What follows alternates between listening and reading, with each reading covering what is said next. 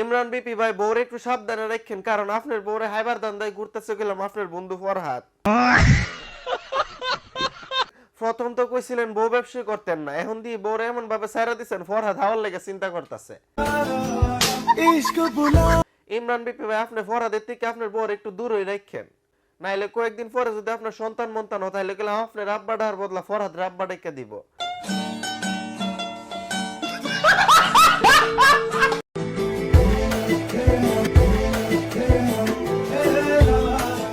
এখন আমি কইতাছি রাজার মৌসুমের কথা, কি রে গড় হাইয়া কি সহ্য না, এখন কি বাইরে পর্যন্ত হাইতে চাইতেছ? আর বাইরে তো হাইতেছ তাইতেছ একবার মানুষের সামনে হওয়া শুরু করছ। রাজা ভাই বিশ্বাস করো ভালোবাসা দেয়াইছো তুমি, আর ফিল করছে পুরা জাতি।